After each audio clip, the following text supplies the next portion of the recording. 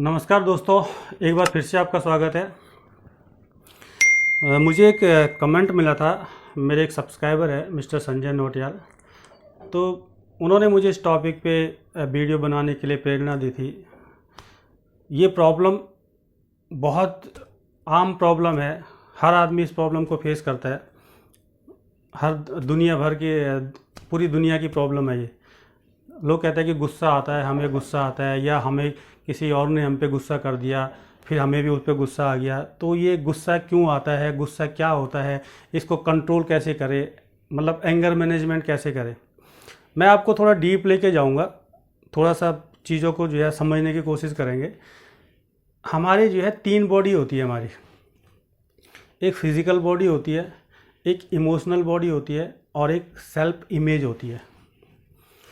और जब अगर हमें स्वस्थ शरीर चाहिए या स्वस्थ दिमाग चाहिए, तो हमारी ये तीनों की बॉडी, तीनों की तीनों बॉडी क्या होनी चाहिए, तंदुरुस्त होनी चाहिए। जब भी कभी हमारा कोई भी एरिया, लाइफ का कोई भी एरिया जो है डैमेज होता है, हमारी सेल्फ इमेज डैमेज होती है, ये इमोशनल बॉडी डैमेज होती है, तो हम ये गुस्सा, एंग्जाइटी, नफ़रत, ये सारी ऑटोमेटिकली हमारे माइंड में और शरीर में पनपने लग जाती है। तो इसके लिए क्या है, जो गुस्सा जो है ना, गुस्सा अचानक से नहीं होता। ये इमोशनल, एक टेक्निकल वर्ड है इमोशनल पॉइजन। ये इमोशनल पॉइजन हम, ऐसा नहीं है कि अचानक से बनता है, धीरे धीरे हो सकता है कई दिनों से, कई सालों से आपके अंदर ये इमोशनल पॉइजन बढ़ता चला जा रहा है।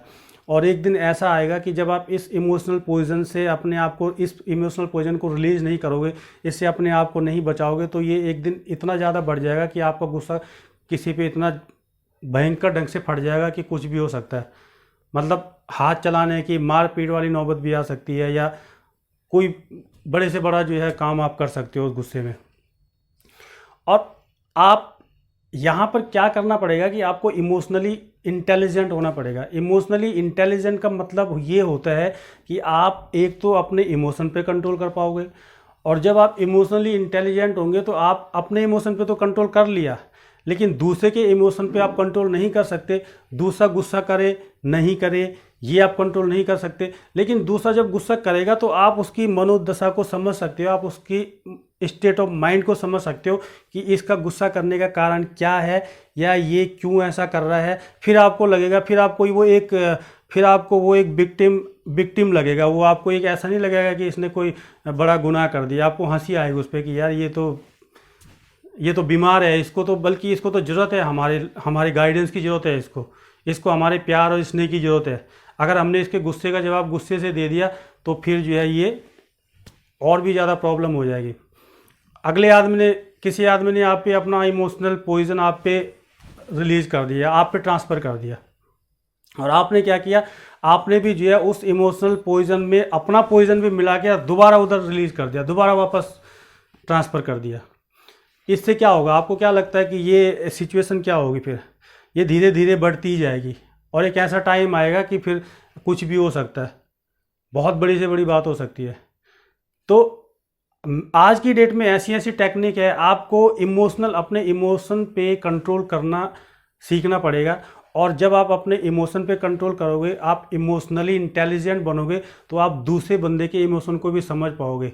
जो दूसरा आदमी आप पे गुस्सा कर रहा है, हो सकता है कि उसने ये इमोशनल पॉइजन न जाने कब से उसने इकट्ठा किया हुआ, और ऐसा ज़रूरी नहीं है कि ये इमोशनल पॉइजन उसने आपकी वजह से इकट्ठा किया, या आप पे गुस्सा है वो। हो सकता है कि उसकी परवरिश किस तरीके से हुई, उसका बचपन कैसे गुजरा हो, उसने बचपन से लेके अभी तक जो है क्या क्या चीज़ें सही हो, और वो सारा का सारा जो है पॉइजन उसके माइंड में, उसकी बॉडी में वो पॉइजन अभी तक इकट्ठा हो रहा है, धीरे धीरे इकट्ठा हो रहा है। वो उस पॉइजन को कहीं ना कहीं तो ट्रांसफ़र करेगा, क्योंकि वो इमोशनली इंटेलिजेंट नहीं है, तो वो कहीं ना कहीं तो उस पॉइजन को ट्रांसफ़र करेगा। वो पॉइजन हो सकता है उसके अपने माँ बाप से मिला हो, अपने भाइयों से मिला हो, अपने बॉसेस से मिला हो अपने नौकरी के दौरान, या समाज से मिला हो। जो उससे ज़्यादा ताकतवर लोग थे वो अपना गुस्सा उस पर ट्रांसफ़र करते, अपना इमोशनल पॉइजन उस पर ट्रांसफ़र करते गए, वो बढ़ता गया। अब वो क्या करेगा कि वो अपना इमोशनल पॉइजन अपने से जो कमज़ोर है या अपने जो छोटे हैं उन पे ट्रांसफ़र करेगा। और ये जो है सबसे बड़ा कारण होता है किसी भी फैमिली में लड़ाई झगड़े होने का, किसी भी फैमिली में डिस्प्यूट होने का। हम लोग समझते हैं कि एक हस्बैंड जो है ऑफिस से आया, ऑफिस में बॉस ने डांट दिया, बॉस के साथ झगड़ा हो गया। अब बॉस ने तो अपना इमोशनल पॉइजन उस पर ट्रांसफ़र कर दिया। हो सकता है बॉस भी किसी और से जो है झगड़ के किसी और का गुस्सा हम पे उतार गया हो। हमने क्या किया, हमने भी घर पे आके अपने बीवी बच्चों पे वो गुस्सा उतार दिया। अब वो कहाँ उसको करेंगे, वो भी कहीं ना कहीं उसको ट्रांसफ़र करेंगे। तो ये जो है एक तरीके से ये साइकिल बनता चला जाता है। और जब एक आदमी कहीं से इफ़ेक्टेड होता है इस इमोशनल पॉइजन से, तो इससे आप यकीन नहीं करोगे कि इससे हज़ारों लोगों की जो है लाइफ इफ़ेक्ट होती है। अगर एक कहानी में बनाने लग जाओ तो बहुत लंबा वीडियो बन जाएगा। मतलब एक आदमी के साथ कुछ हुआ, उसने अपना गुस्सा दूसरे पे निकाला, दूसरे ने जो है फिर वो किसी और को ढूंढेगा। अगर वो उससे कमज़ोर है तो वो दूसरा अपने से कमज़ोर को ढूंढेगा गुस्सा निकालने के लिए, या अपने से जो रिश्ते में छोटा है उसको ढूंढेगा, तीसरा ऐसे करते ऐसे ये बहुत बड़ा साइकिल बन जाता है। तो गुस्सा कंट्रोल करने के लिए हमें इमोशनली इंटेलिजेंट होना पड़ेगा, हमें अपने इमोशन को समझना पड़ेगा। हम अपनी सेल्फ इमेज पे काम कर सकते हैं। प्रॉब्लम दुनिया की यही होती है कि हम दूसरे को तो चाहते हैं कि दूसरा हमारे साथ अच्छा व्यवहार करे। ये ज़रूरी नहीं है कि दूसरा हमारे साथ अच्छा व्यवहार करे, लेकिन हम अगर अच्छा व्यवहार करने लग जाए तो हो सकता है कि गुस्से को भी हम प्यार से जी सकते हैं। अपने आप पे कंट्रोल करके हम अगला आदमी एक जो गुस्सा कर रहा है, जो ज़्यादा गुस्सा होता है, वो गुस्सा करना भी एक कमज़ोरी है। और उसको अगर आप एक जो है पेशेंट की तरह से लोगे, उसको इलाज की ज़रूरत है, उसको आपके प्यार की ज़रूरत है, उसको आपको समझने की ज़रूरत है। तो आपको समझ में आ जाएगा कि हाँ यार, ये न जाने कहाँ कहाँ से पका हुआ है, कहाँ कहाँ से इसने इमोशनली पॉइज़न ये इकट्ठा किया हुआ है। कई बार ऐसा होता है कि हम फैमिली में, जैसे मैं फैमिली का हेड हूँ और मेरे पास जो है इतना फाइनेंशियल प्रॉब्लम है, घर में कुछ ऐसी प्रॉब्लम हो गई, तो मैं अपने आप को, हमारा जो माइंड होता है ना, वो अपनी सिग्निफिकेंस नहीं खोने देना चाहता हूँ। और मैं अपनी फैमिली को सीधा सीधा ये नहीं बोल सकता कि ये नहीं करना, मेरे पास पैसा नहीं है, या मैं इतना नहीं कमा सकता हूँ, मेरे पास ये नहीं है। तो मैं क्या करूँगा, उसको दूसरे रूप में ले लूँगा, उसको फैमिली को ऐसे गुस्से से बात कर दूँगा कि ताकि ये दोबारा ना बोले इस चीज़ के लिए। तो ये सारी चीज़ें होती है।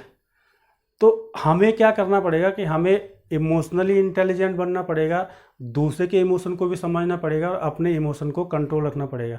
और वादा कीजिए कि आप जो है अपना इमोशन, जो आपने आज तक किसी के भी प्रति, किसी ने आपसे 2 साल पहले कुछ कहा था, आप उसको अभी तक दिल में लेके बैठे हो, किसी ने आपसे 5 साल पहले कुछ कहा था, उसको आप अभी भी अपने दिल में लेके बैठे हो, तो आप वादा कीजिए कि आज के बाद जो भी आपके पास जो है ये इमोशनल पॉइजन जो भरा हुआ है, उसको आप रिलीज़ कर देंगे। और किसी और पे ट्रांसफ़र नहीं करेंगे, उसको रिलीज़ कर देंगे, अपनी बॉडी से बहा देंगे, उसको भूल जाएंगे सब कुछ। और सबसे बड़ा गुण होता है फॉरगिवनेस। आप अपने आप को माफ़ करना सीखिए, दूसरों को माफ़ करना सीखिए। जो दूसरा कुछ भी व्यवहार कर रहा है उसको माफ़ करना सीखिए, उसकी जगह पे अपने आप को रख के सीखिए कि हो सकता है कि उसकी मनोदशा क्या हो, उसकी मनोस्थिति क्या हो। फॉरगिवनेस इंसान का सबसे बड़ा गुण होता है। दूसरों को और अपने को भी माफ़ करना आना चाहिए। अपने को माफ़ करने का तरीका है कि कभी भी आदमी ना अपने आप को माफ़ नहीं करता। अगर आप अपने आप को माफ़ करना चाहते हैं तो अपने आप को अपने आप से डिअटैच करके देखिए, अपने आप को अपने आप से अलग कीजिए कुछ टाइम के लिए। ऐसा सोचिए कि वो है, आदमी का शरीर, आदमी का माइंड, आदमी की बॉडी हमेशा चेंज होती रहती है। आज से 5 साल पहले अगर आपने कोई गलती करी और उसका रिग्रेट आपको अभी तक है और आप अपने आप को माफ़ नहीं कर पा रहे हैं, तो आप जो है अपने आप को अपने आप से अलग करके देखिए। और फिर उस जो पास्ट में जो आपका वो था, जो आप ही थे, जो अदर यू था, जो उसको आप गले लगा के उसको माफ़ करना सीखिए। दूसरों को माफ़ करने के साथ साथ अपने आप को भी माफ़ करना आना चाहिए। तो आशा है ये आपको वीडियो पसंद आया होगा। दोस्तों, अगर आपकी भी कोई ऐसी समस्या है, आपको भी ऐसी कोई प्रॉब्लम है और आप भी चाहते हैं कि किसी टॉपिक पे जो है वीडियो बनाया जाए, किसी टॉपिक पे मार्गदर्शन किया जाए, तो आप कमेंट बॉक्स में लिख सकते हैं या मुझे ईमेल कर सकते हैं। मैं कोशिश करूंगा, अपनी तरफ से पूरी कोशिश करूंगा कि आप लोगों की समस्या का कोई समाधान निकाल सकूं अपनी तरीके से। Thanks for watching. धन्यवाद।